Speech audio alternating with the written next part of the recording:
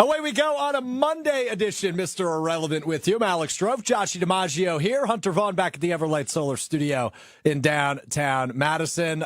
Madison Hayes, 24 on Instagram, our social media queen, is very offended I did not say her name. She is also here. Good to have you here, Maddie. I actually just talked into her ear to bother her. What'd you say?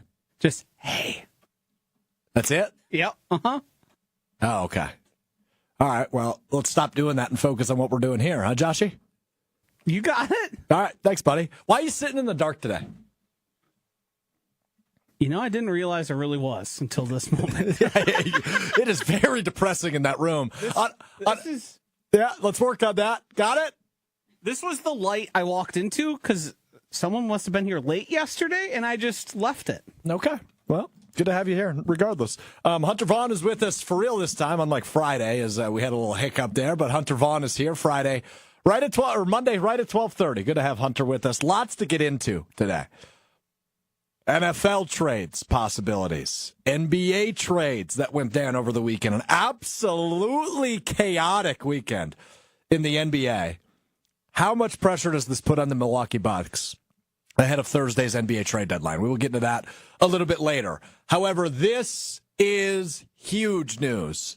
Earlier today, star defensive lineman and edge rusher for the Cleveland Browns, Myles Garrett, announcing on social media he has requested an immediate trade from Cleveland, leaving the door open for the Packers to address a need they so desperately need to address this offseason, which would be the pass rush. Myles Garrett, debatably the very best in the entirety of the NFL when it comes to rushing the passer. So obviously a huge opportunity available here for the Packers if they want to take a look at going after Myles Garrett following his trade request from the Cleveland Browns.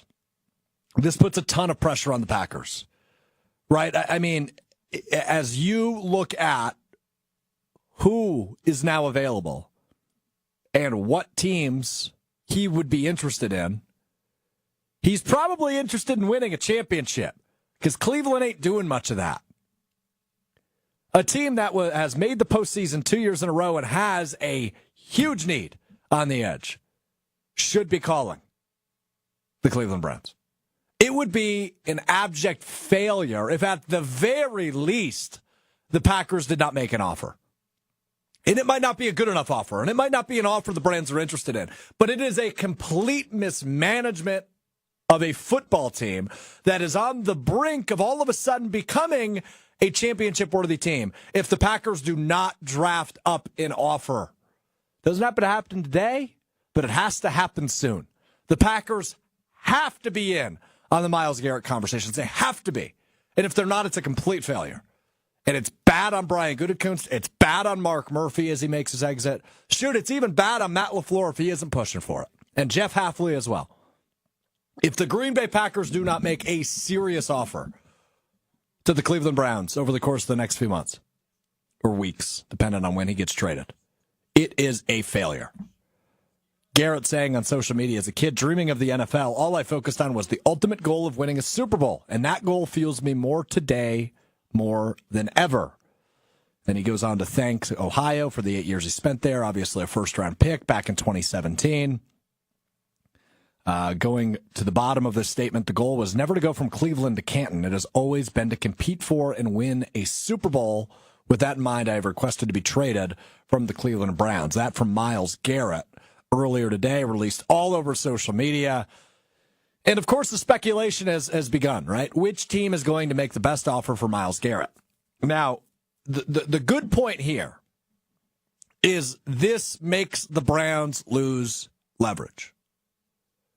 Now, they're still going to ask for, and rightfully so, a hefty package because Myles Garrett is that good, right? He is a top 5 player in the NFL regardless of position. He's that good. But when you look back at, and maybe the biggest trade in recent memory for a defensive player is when the Bears traded for Khalil Mack from the Raiders. They gave up 2 first-round picks. He was 2 years younger than Myles Garrett is right now. Myles Garrett, 29, Khalil Mack, 27 at the point of the trade. I don't know if it's 2 first-round picks, but this is the game I would like to play. If you are Brian Gutekunst, what are you offering? I will start, but I want to hear from Joshy and Hunter and from you on this as well. You can get in on the action, ESPN Milwaukee, ESPN Madison on YouTube. Hit the comment sections. Let me know. If you are the Packers, if you are Brian Gutekunst, what are you offering right now? Here would be my initial offer. It'd be as simple as this. I'm giving up this year's second and next year's first for Myles Garrett. I don't know if that's enough, but that's what I would offer right now. That's at least where I would start the conversation. Second round this year, first round next year. Joshy? I start with this year's first. Probably include Rashawn Gary in it. Oh.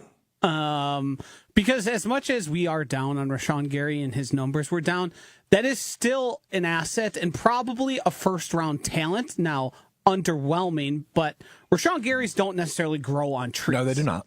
So as much as it is a sizable downgrade, it is still, there's still value in a guy like that. Now, do they want to take on his money, what he's going to be paid? Who knows?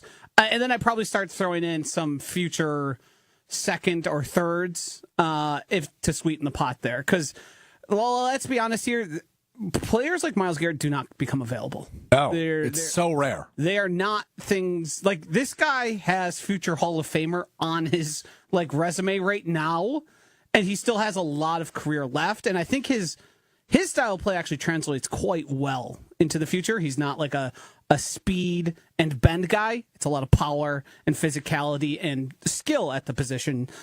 So I think you have to be aggressive, and you can't really bleep around. No. Trying to lowball them at all, I don't think he does. Would you view what I said as a lowball, second and a first? You think? Yes. Well, because as each successive pick in the future loses value.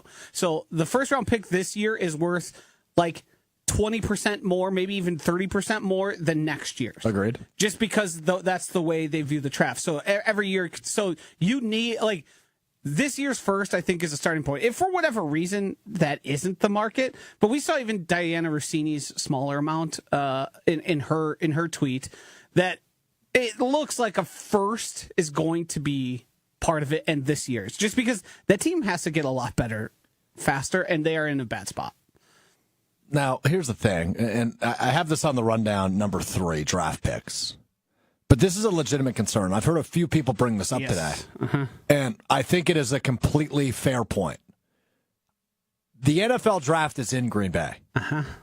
I don't think there is any chance the Packers don't make a selection day one of the NFL draft in Green Bay. I find it so hard to believe that Mark Murphy, and look, I kind of get where he's coming from, but it would be silly not to offer this year's first-round pick for a guy like Myles Garrett.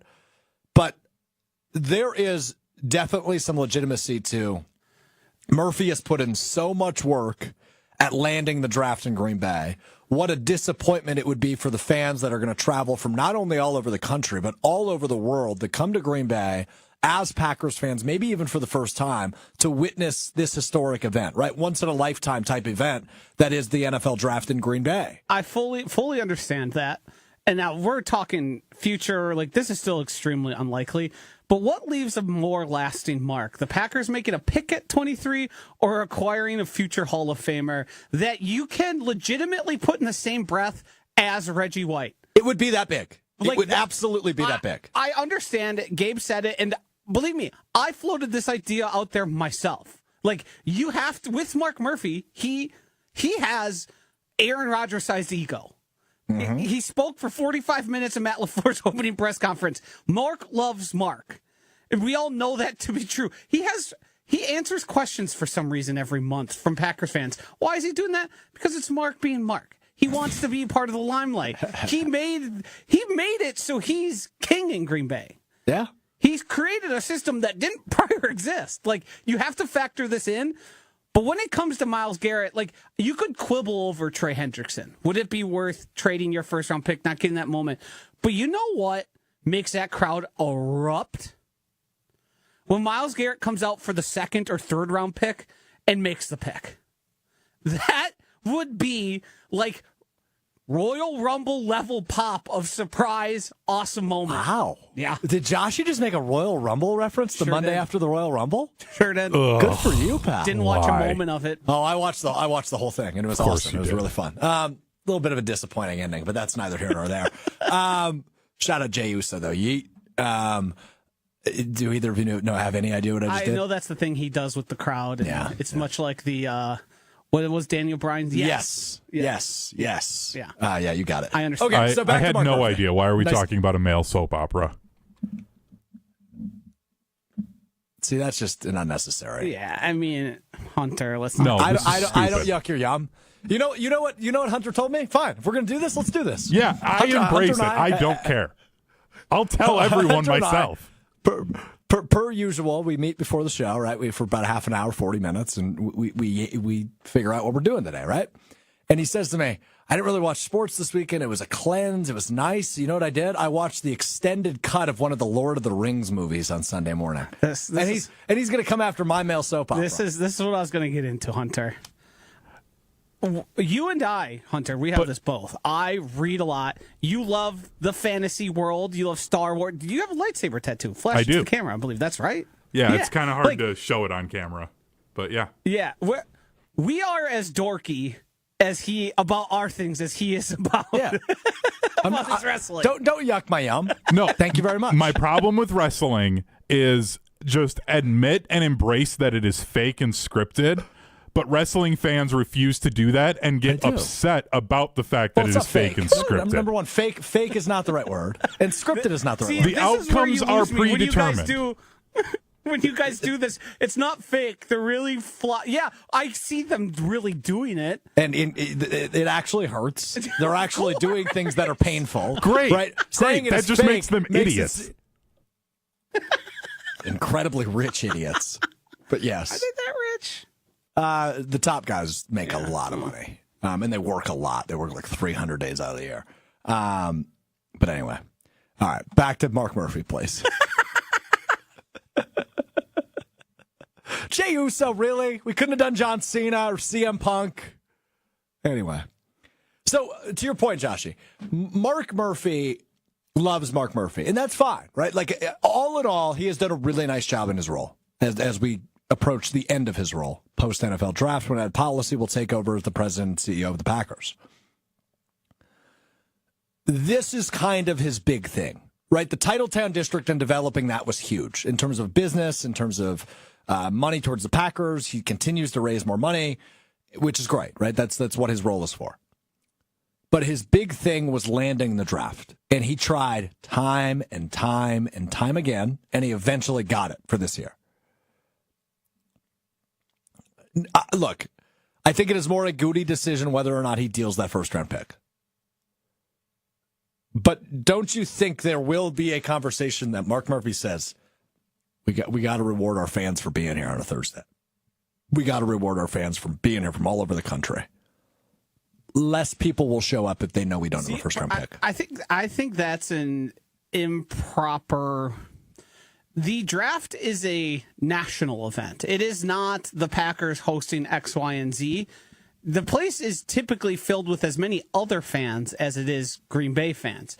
If Green Bay fans, like, I want to go to the draft as a fan of the Packers. Yep. It would not matter to me if the Packers were making a pick or not, because I'm there for the pomp and circumstance and all of the event that is around it. Like, you can just go back the next time they're making a pick if you really want to see the Green Bay Packers make that pick. I don't think it would discourage anyone, and we have to factor it in. We have to leave it there.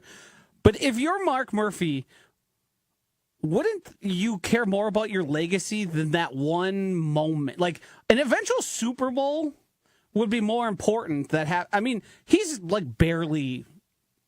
Ed Policy's like taking over from him. They've been working together now for how long? Right. Like, is it his moment that he's going to stop the potential of the Packers for? Just for that 23rd, which will be a blip on the radar. If the Packers were drafting in the top 5, I think you'd have more here, and the concerns would be more valid, because that's like franchise-changing pick. The Packers have picked 23rd before. Brian Bulaga, Iowa. They pick in this range a lot. Mm-hmm. It's a drop in the bucket in comparison to future Hall of Famer. Joshy, if we're just being honest, they've missed more than they've won. Yeah. Right? I mean, Justin Harrell, who's the dude? He was the defensive end out of Derek Sherrod. Well, that was an offensive tackle, but yes, another good pull. 32nd overall in 2011. Justin Harrell, of course, back in 06 or 05, whenever that was. 06, I think it was. I mean, Eric Stokes. Eric Stokes is a miss. Darnell Savage. Yes. Right? I mean, the list goes on and on. The list is lengthy. I will think of the guy whose name I was thinking of, though, the defensive tackle. But yeah, I mean, they've missed more than they've won in the first round. So it would be silly to not start thinking about the package you're going to offer. March 12th is when the new year begins. Wednesday, March 12th. So a little over a month from now is when the new league year begins, and that is when teams can officially trade. Now, I don't think there's a rule against negotiating, right? I think Brian Gutekunst could call Cleveland today and say, hey, what's the market like? And this comes a week after we were talking about the rumors surrounding Max Crosby, as Brian Gutekunst down in Alabama at the Senior Bowl is talking to their new general manager with Wisconsin ties about maybe the potential of Max Crosby. So just looking at it for what it's worth, it would, A, make a ton of sense for the Packers to be in a conversation about one of the best edge rushers in the league. And B, it would be complete tomfoolery, mismanagement, etc., if the Packers do not give a legitimate offer for Myles Garrett. He is that good. And he is a complete game changer for a defense that could desperately use one at that position.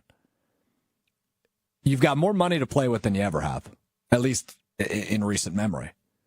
Why not take a swing and do whatever it takes to bring in one of the best pass rushers in the entire league? It'd be insane to me if the Packers... Look, I'm going to be honest with you. I don't expect the Packers to land Myles Garrett. I just don't. But I better see that tweet we always do, it seems. The Packers were in conversations. Because if we don't, that's bad. Because naturally, what this feels like is going to happen, Joshy, and I can't think of a name off the top of my head, but it feels like it's happened before, where a big trade happens for a big name in the NFL that the Packers probably should have on their radar, and the package is not as big as you expect. Right? So what if it is a first round this year and a second round next year? That's it. And the Packers didn't do that. That's where I go, oh boy. I'm losing hope that this team's going to be able to catapult into the Super Bowl conversation. While I can have high hopes for whatever the Packers do at pick 23, this is a bona fide sure thing. I'll give up pick 23 every year if I know I've got Myles Garrett sitting there ready to get after Caleb Williams or Jared Goff or whoever next year. They have to be in the conversation. They have to be. It's fascinating how much this marries with what Goody was talking about in his postseason presser, the one right after the season. The sense of urgency at the end of the conference. Yeah. Sense of urgency. Talked about trading for veterans and how you can do it, but you better be right. There are guys that, just because you're 30 doesn't mean you're on the back end of your career. Like, it seemingly would fit all the requirements. Tausch was super in on this and then concerned because Myles Garrett has no guaranteed money left on his contract, but he does have 2 years. I believe it's around $30 million a year or whatever. You building an extension on that and hammering him with a bunch of basically signing bonus money, and then you can make this happen without it totally destroying and emptying your coffers with one move alone. There is enough in that $40 million, especially with restructuring and stuff that you could do on top of that there is more than enough room for the Packers to make that happen. Mm-hmm. Totally. Just some cleanup. The name, Dayton Jones. That's who I was thinking of. UCLA, great. Indeed. Packers, not so much. He was drafted specifically because of Colin Kaepernick. Yeah. And they needed an edge guy that was big and strong, but fast. And could hold an edge. Yeah, he was one of those ones where I thought he was going to work out, and he just never did. Never did. That's too bad. I'm worried that's what Lucas Van Ness is going to become. All right, I asked the question, what are you willing to offer for Myles Garrett? Roberto says, Lucas Van Ness, Kingsley Enagbare, and whatever pick you get from an eventual Jair trade. I don't know if Jair's getting traded. Nope. I don't know who would want him. We have to be serious here. The Browns are taking our scrap heap. No. Kingsley Enagbare and Lucas Van Ness aren't going to move the needle. Not as much as you'd hope. No. They might move it a little bit, but you're still going to have to give up a first-round pick. Right now, Lucas Van Ness is as good as, what, a 5th-round pick? Even though he was a first-round just 3 years ago? Yeah. Comey0202 says, trade Strouf for Garrett straight up. Myles Garrett hosting Mr. Irrelevant, me playing defensive end for the Browns. I mean, I'll tell you this. Oh, here we go, Hunter. I'd watch that. It'd be more entertaining than wrestling. So I stood next to Myles Garrett once, and I'm taller than him. He's listed as 6'4". He's not 6'4". No one believes that. So I'll give you the scenario. So this was back in the 2021 season, and the Browns played at Lambeau on Christmas Day. I was filling in doing some freelance work for Westwood One that day. And the responsibility of that job essentially is you communicate injuries up to the booth, and then you hold a mic essentially for whatever their post-game interview is. So I think it was Ryan Radke and Mike Golick were on the call, and I was just holding the microphone for their post-game interview, which that game happened to be Devontae Adams. And so I'm holding the mic for Devontae Adams, and Myles Garrett comes over to dap him up. And he doesn't realize he's doing like a radio thing, even though he's wearing cans on his head, right? He's wearing headphones. And Garrett's like trying to talk to him, and I kind of have to like wave him, like 1 second him, right? Like, hold on just a minute. We're wrapping up. And so Garrett kind of stands next to me for a moment. And I was legitimately taller than him, and he's wearing cleats. And from that day, I've sworn Myles Garrett is not 6'4". How tall do you list yourself as? I'm 6'3". Okay, so you know Myles Garrett went to the NFL Combine, right? He did. That's true. You know he got measured basically naked. Yeah, that's correct. You claim to be taller than somebody who got measured in front of other people. Who measured taller than I measure Yes, at. Correct. yes. Okay. You don't think maybe there was some sort of forced perspective going on?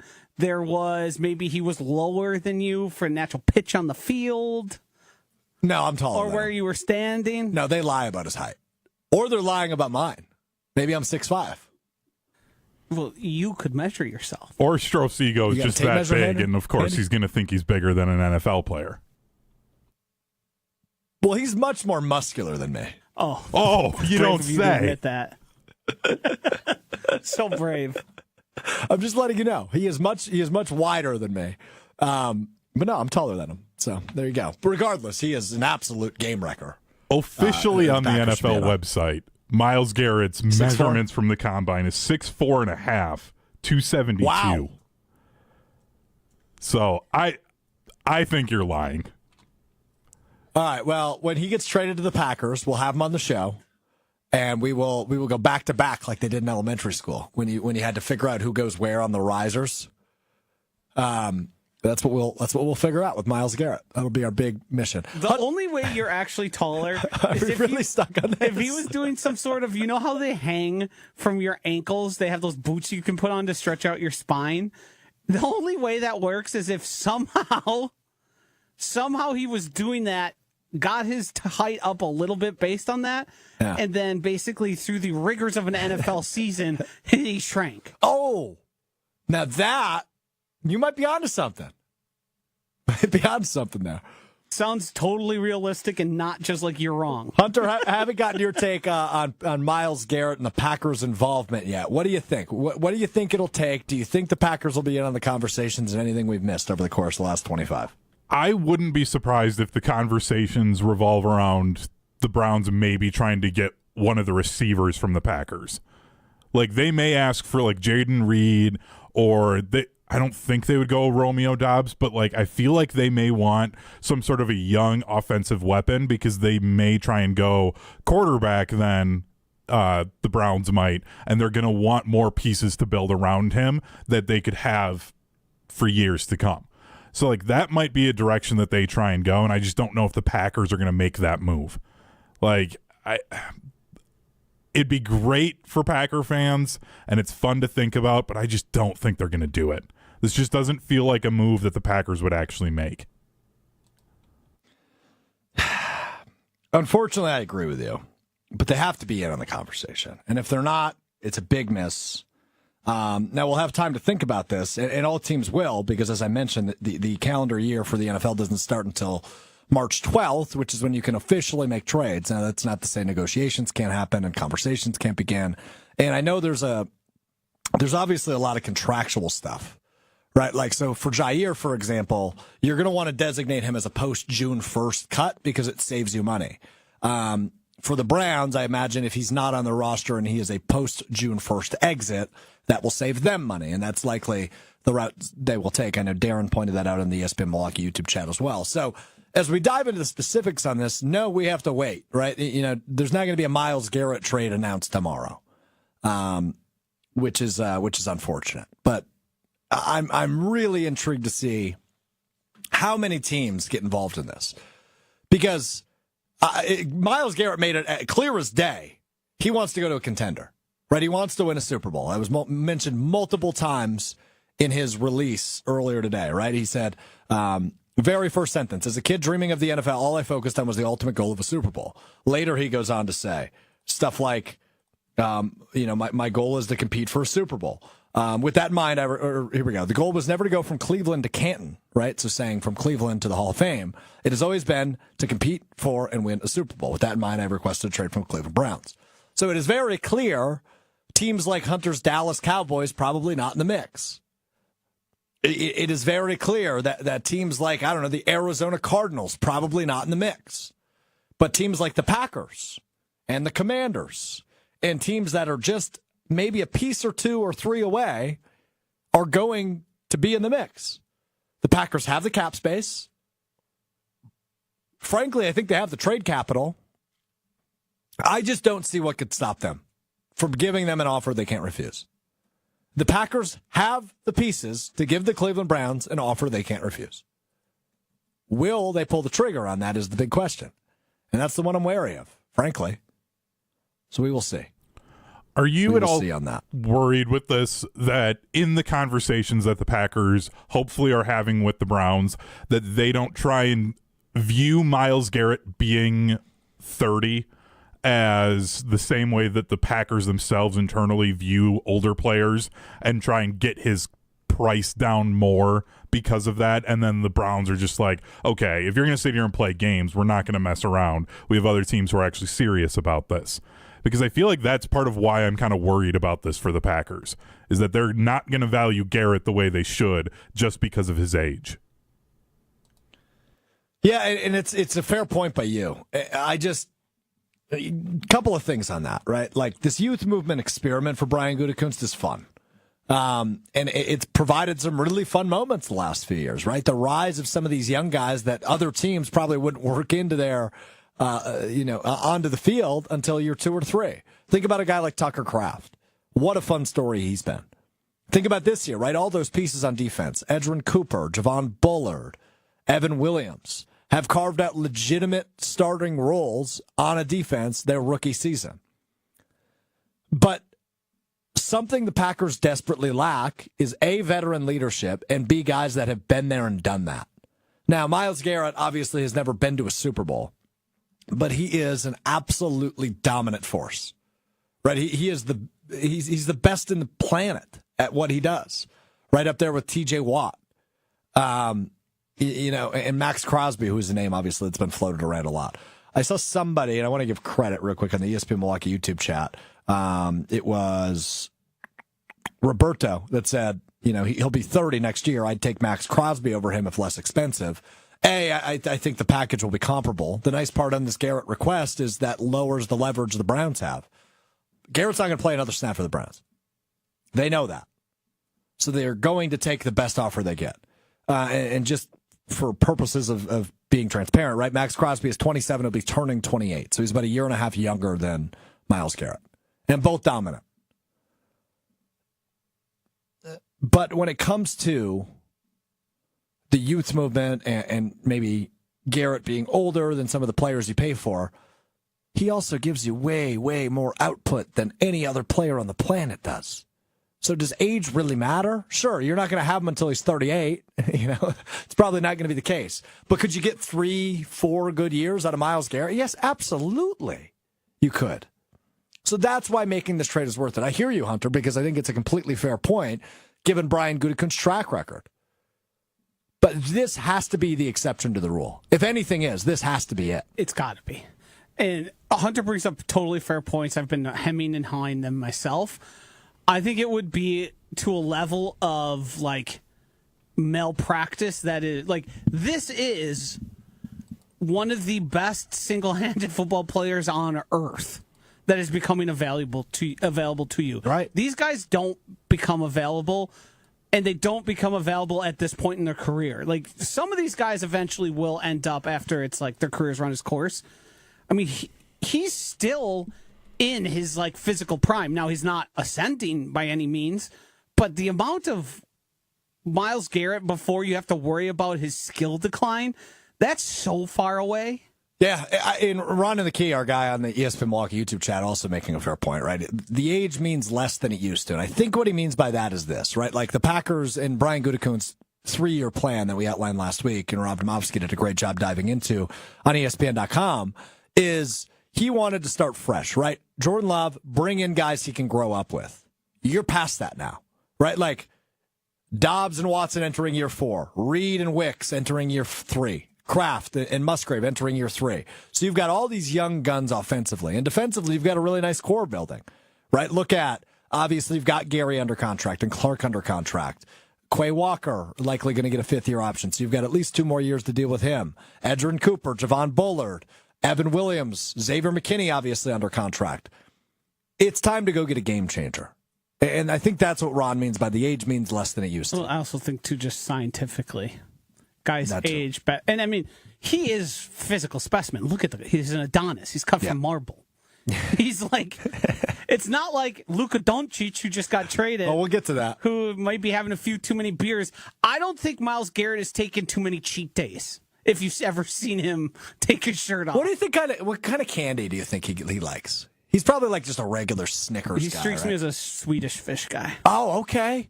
Yeah, I could see that. Yeah. You a Swedish fish guy? I enjoy them. Yeah. I don't eat them often, but once they come around, I go, oh, those are nice. I like those. Yeah. Ron follows up. I mean, 30 in the NFL isn't what 30 used to mean. Money can buy fountain of youth these days. Look at LeBron. True that. Okay. So I imagine we're going to revisit this throughout the week because it is that big of a story. It is that big of news. And the Packers absolutely need to be in the mix. Like, Here's a question I got for you. Yeah, hit me.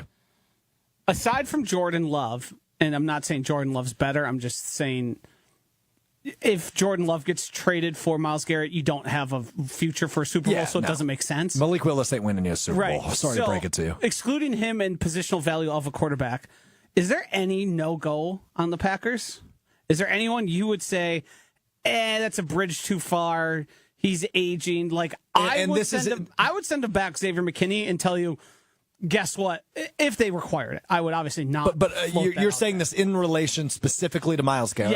Yes. So when it comes to Myles Garrett, is there anybody you would definitively say no? There's certainly like price and everything works here, but Xavier McKinney, even probably the single best player on the team, you'd say, between him and Josh Jacobs. Yeah. Even him, I'd be like, I'll figure it out with Bullard, Williams, and Katan Oladapo. Like, I would be okay with it. Don't forget about Zane Anderson either, who had a couple nice plays in 2024. Yeah, the answer is no.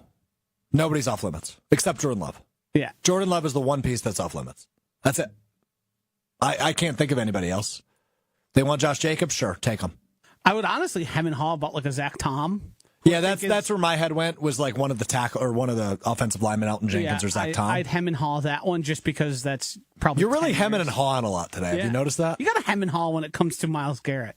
You got a lot of things to think about. A lot of hemming and hawing to be done. You could be, imagine the hem and hawing if you were a Browns fan. Hunter, are we forgetting anybody? I mean, the answer is no, right? No, there's nobody except Jordan Love off limits. Yeah, I mean, I really think maybe is a Zach Tom and Elton Jenkins. And then that's where the list ends of where I'm not, like, thinking about it if I'm the Packers. Right. I did see this interesting, Schefter tweeted this, and I've seen it going around. The Browns GM last week quoted as, he was asked by a reporter, quote, if someone sees you at dinner and says, we'll give you 2 1s for Myles, do you say I'm not interested? Barry, the GM of the Browns, said, correct. You can put that on the record. So the Browns are saying, no, we're not going to trade him. Now, obviously, if Myles is saying I'm not going to Things play, have changed, though, right? Yeah, but that's been their stance right now. Is like we're not moving the guy. So that's I did see somebody put out that their stance remains the same, that they don't plan on trading him. I don't think they have much of an option. I don't either. Yeah. They're going to have to at some point. It might drag out, though. I mean, we might not have a solution until training camp. Legitimately. Yeah. Right? I mean, we could get to a point at the end of July where Myles Garrett hasn't reported to Cleveland, and then they finally feel the need to pull the trigger. So this is likely going to get dragged out that way. Now, the other point with Andrew Berry that Hunter brings up, in the statement that Garrett released, he said the goal was never to go from Cleveland to Canton. Berry was quoted as saying Myles Garrett is going to go from Cleveland to Canton. Yeah. So that is a direct shot at Andrew Berry in his release. Shout out to Matty Hayes for the information on that one. I mean, if you're a member of the Brown, they have nothing to stand on. They did the Deshaun Watson thing. They ruined the franchise. They ruined any future of success there. And they've, screwed him, basically. Now they're paying him. Obviously, he's well compensated for that. But the team's going nowhere, and it's obvious. And it's going to take a while to get out from under the hell they've created themselves. Real quick, Joshy Greco, I think I'm saying that right, on the YouTube chat says, you'll like this one. When it comes to untouchable players, Brandon McManus. It's a great point. I mean, I don't want to go through kicker hell again. I'd sign up for Myles Garrett. Myles Garrett, Brandon McManus, straight up. You doing it? Yeah. Here's the thing. If they want McManus, I'll have Myles Garrett kick for the year. Don't care. I'll take what. I'll just go for 2. I'm good with it. Yeah, I'm good with it. All right. He's got to be a good leg on it. Yeah, he does. That's a big man. Before we move on, Strouf did send this to me, so Joshy, we got to figure this out. Is Strouf actually taller than Myles Garrett? I've got it up on the screen. So that's not there. Myles Garrett. That's Austin Hooper, the tight end at the time. Well, then that's not really helpful. Well, I just want to give you context of the situation. So that's my back to Devontae Adams. You're just bragging that you stood in front of Devontae Adams. No, I want you to understand we're not the even putting context, that though. back on there. We're not on a hill, right? I mean, we're not on a hill, so you can There's rule a pitch that to out. the field, though. I was taller than Myles Garrett. I'm just showing you the scenario in which he approached near me. He didn't approach me. He approached Devontae Adams. But was he barefoot and you in shoes? I was wearing normal Nikes. I bought boots finally the next week. It was the first time I ever bought boots in my life. What do you mean the first time you bought boots? I never owned boots. I don't. Maybe as a kid I did. I guess. Yeah, But the first time you had to have had snow boots. No, maybe as a kid. Yeah, but never in adulthood. CPS would have been called on your parents. It's probably true. So I think I did have boots then. Yeah, that's a good point. All right. Let's get to this because, I mean, this is what a weekend in the NBA. I mean, absolutely bonkers stuff. As Luka Doncic, as Joshua referenced earlier, traded from the Dallas Mavericks to the Los Angeles Lakers. Anthony Davis goes back to Dallas. Luka, one of the best 5 players in the world, that might even be high, goes from one team to another, goes to Los Angeles to team up with LeBron James. Doncic, I mean, he was in the NBA Finals last year. He is an unbelievably good player, and is still pretty young. Like, has a lot of tread left on the tires. And the Dallas Mavericks move on from one of their, if not, probably not their best, Dirk Nowitzki is, but probably second best player in franchise history. So, number one, the question that continues to be asked is, what the hell were the Mavs thinking? Clearly, there was more to that story that we will eventually find out, I would guess. There had to be internal problems with Doncic and management. There had to be stuff going on. But to go from the Mavs to the Lakers is bonkers. Bonkers. And then yesterday you see Zach LaVine, who had been rumored around the Milwaukee Bucks, traded from the Bulls to the Kings. 3-team trade that also involved the Spurs, which saw De'Aaron Fox get traded to San Antonio. So amidst all this chaos, you have to wonder what's going to happen with the Milwaukee Bucks. So I've reached out to the 2 people that I know more about the NBA than anybody else I know. One is Justin Garcia, the host and color commentator on the Milwaukee Bucks radio network. He gave me a full breakdown on whether or not the Bucks could realistically trade for Jimmy Butler and sign him long term, as the news has come out that he told the Warriors he's not going to sign an extension with them. Butler, obviously a Marquette guy, has Milwaukee ties. Seems like it could make sense in terms of a fit. Now, is there a potential that the Bucks could hang on to Chris Middleton, Giannis, Dame, and add Jimmy Butler and make that a thing going forward? The answer, long and short, is yes. There is a path to figure that out. Obviously, incredibly unlikely. And who the heck's playing center then? Because you likely have to trade Brook Lopez and Bobby Portis if you're going to land a guy like Jimmy Butler. But the answer to the question is yes, you could do it. Now, again, I think it's unlikely. I think if you're building a, what's the right word? A consistent and not chaotic locker room, do you really want Jimmy Butler in the room? That's a question for you to answer. But what we know is he's a dog and he's an amazing player and he's probably the biggest name yet to be traded prior to Thursday's NBA trade deadline. So, yes, you could make it work if the Bucks were to trade for Jimmy Butler. But there has to be other names that you're starting to think about, right? Like Ayo Dosunmu in Chicago is a guard that you could add and not pay a ton for. What are you looking at me for? Ayo Dosunmu is not on my mind. I understand it's not Jimmy Butler level, but if this team is looking to get younger and beef up the depth a little bit. You phrase that like Ayo was a household name. I said what team he was from, so come clearly on, Josh. He's an NBA guy. NBA guys know who that is. It's true. He's right. What are you laughing at? Are you going to start talking about who's the eighth guy off the bench and the value to them to the Bucks, or what? No, but my point is the Bucks need to make a move, right? I mean, before we get there, though, Giannis for Luka straight up. You saying yes? No, I'm not either. Absolutely not. Are you hemming and hawing? No, I think it's pretty clear that the Luka stuff is not about how terrific he is on the offensive side of the floor, or really how poor he is on the defensive side. It's clearly all the other stuff. They are short selling on Luka Doncic, and they could end up looking like fools, or everyone would go, "Yeah, maybe we should have trusted them." Yeah. Random with this, but did you guys see their press conference from the Mavs? It was their GM and then head coach Jason Kidd. Not. Oh my gosh, Jason Kidd looked beat down. Like this was not his choice, and he looked like he wanted to just lose it. But he had to just sit there while the GM's talking about how somehow the older Anthony Davis is better for them long term. Like it was. He looked wild. shell shocked. Yeah. So, did they give any explanation as to why they traded Luka Doncic? Better long term. I mean, look. That was basically okay, it. but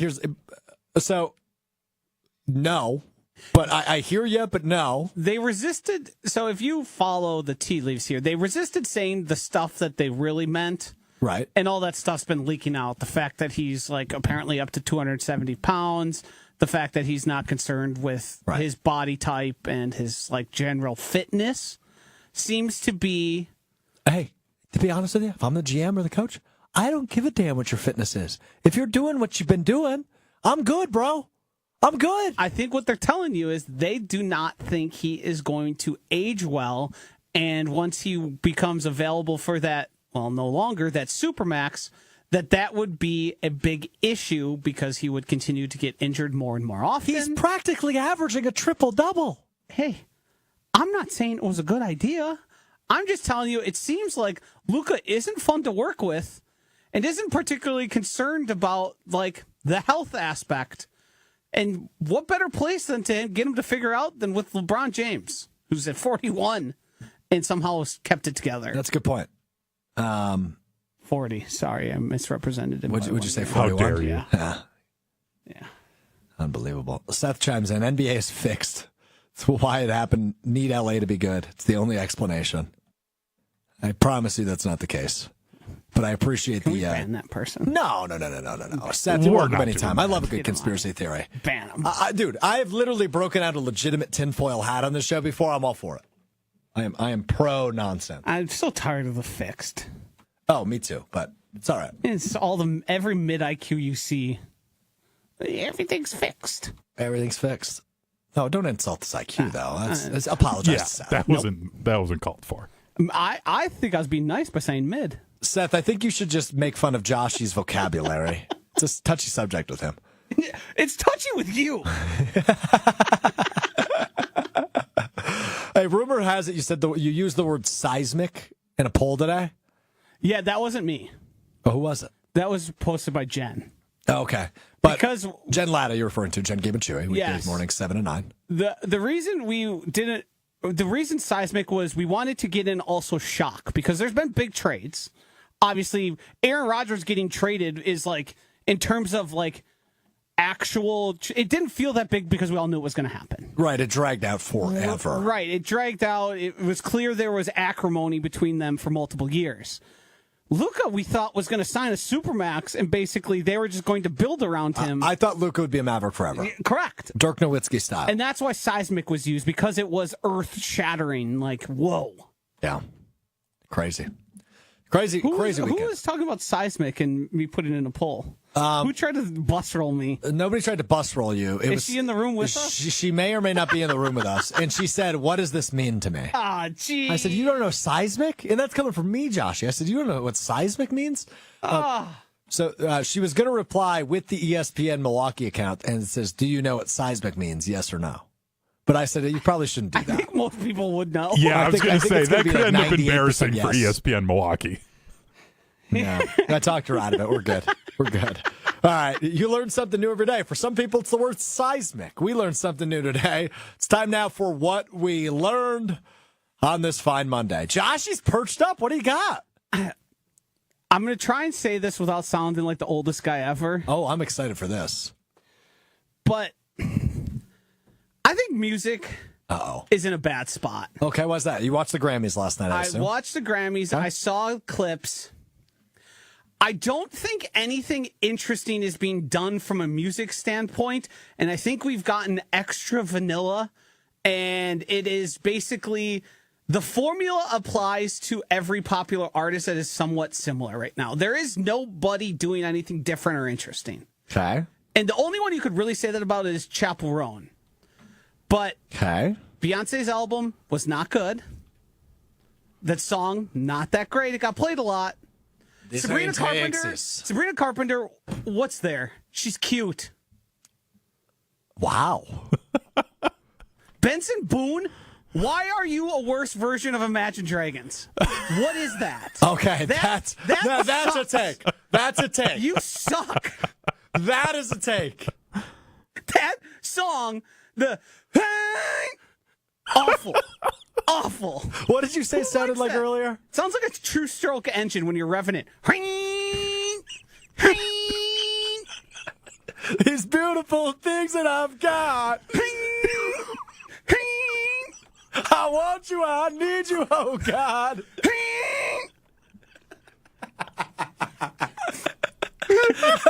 There is no like outsider influence.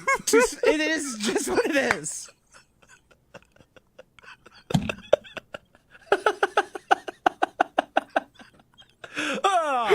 Yeah, that was good, Joshy. So you're not happy that Kendrick won 5 Grammys? No, Kendrick, I understand. Kendrick is like, and even Beyonce, I'll excuse. I thought the country stuff was whatever. Like, but Kendrick, like that song was, here's the word, seismic. That like controlled basically a summer. It is like very news breaking. Jake chimes in on the ESPN Milwaukee YouTube chat. Just says, "Josh, please don't." I mean, it's just, now, Grammys have been protested before by outsiders like the Pearl Jam and stuff rock like music that. for sure. They disrespect the hell out of rock music. I'm with that. Yeah. But usually there is some sort of intrigue. Like Bon Iver's been part of it. There's nobody doing like any interesting music. We are in the world right now of everything is very similar. And it reminds me of, and I know people are going to be mad about this, it reminds me of the Britney Spears, Christina Aguilera, Backstreet Boys, NSYNC. It is all very processed. It is all very, very for mass consumption. There is nobody being interesting.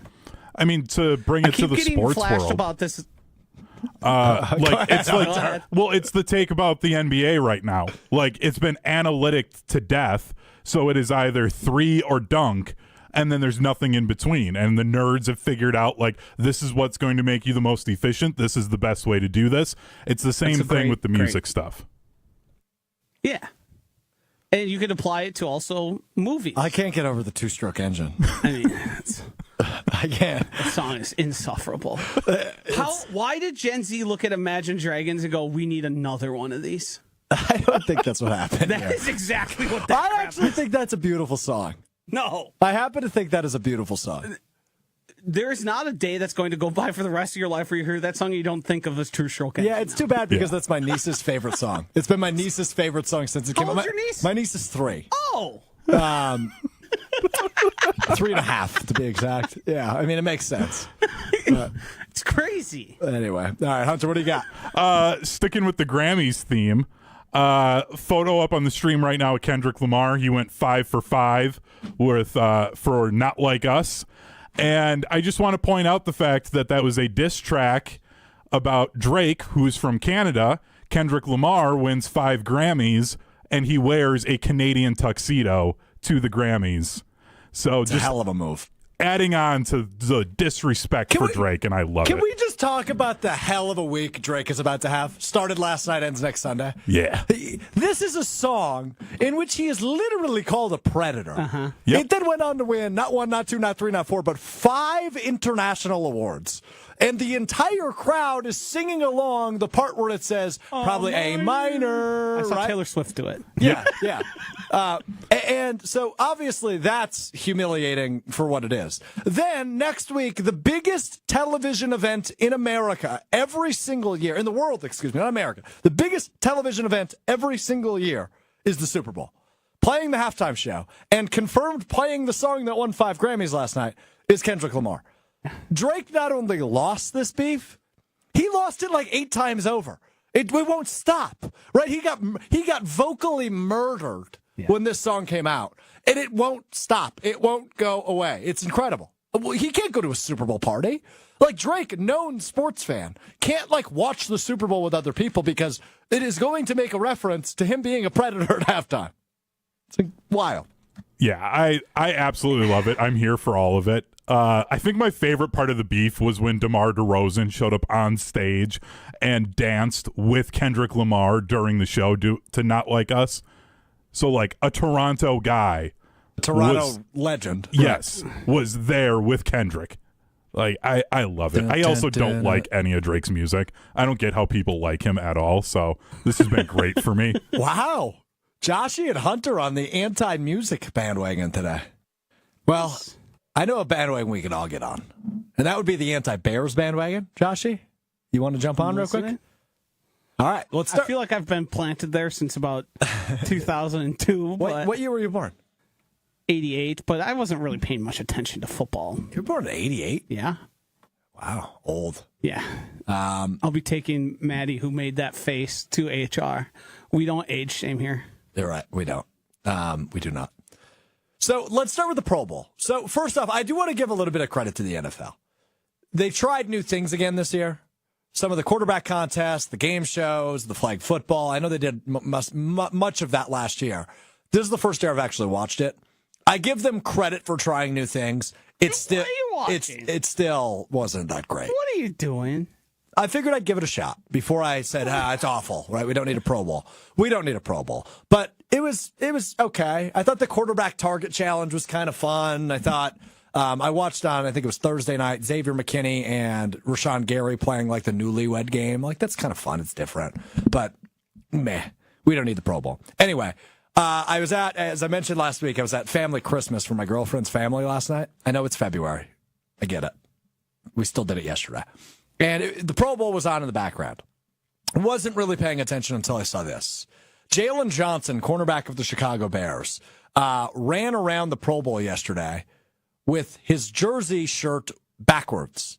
He was the one player that was wearing his name on the front of his chest rather than the back, because the front is your team logo and your number, and then the back, typically your name and your number.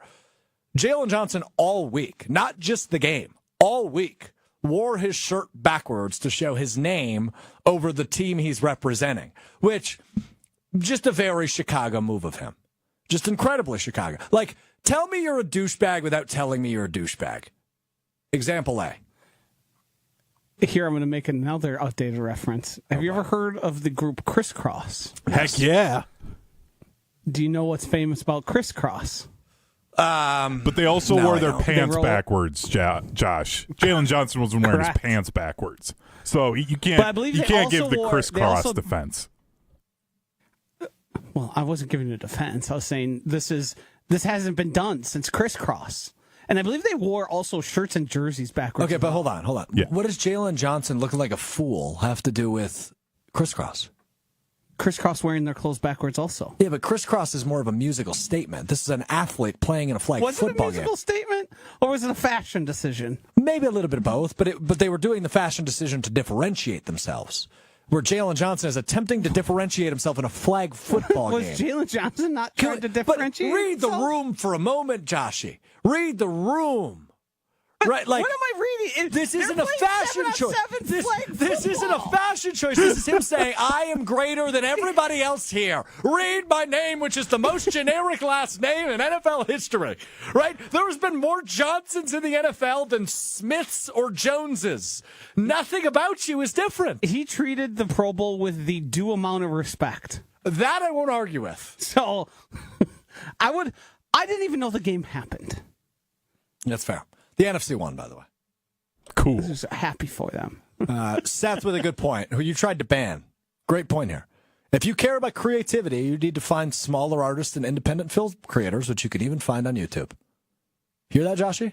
I'm wearing Gotcha. a camel hat of a band called Jesus Piece. You don't need to P-E-A-C-E or P-I-E? Okay. P-I-E-C-E. Got it. They're a small hardcore band.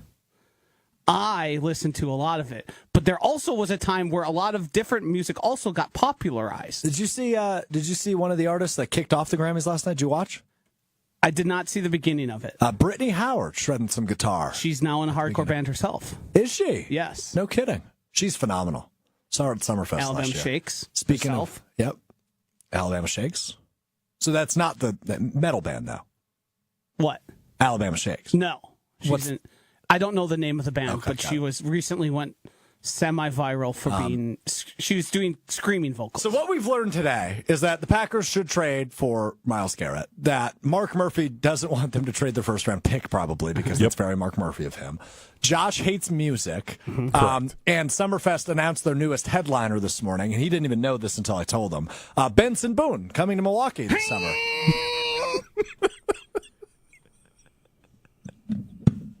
That will do it for us today. We're back with you Wednesday beginning at 12:30 Central. ESPN Milwaukee, ESPN Madison on YouTube, and available wherever you get your podcasts. Remember to rate us 4 stars, not 5. Apple Podcasts, Spotify, wherever you get your podcasts. Rate us 4 stars, not 5, wherever you get your podcasts. The campaign's going strong. It's going well. Appreciate all of you that are doing that.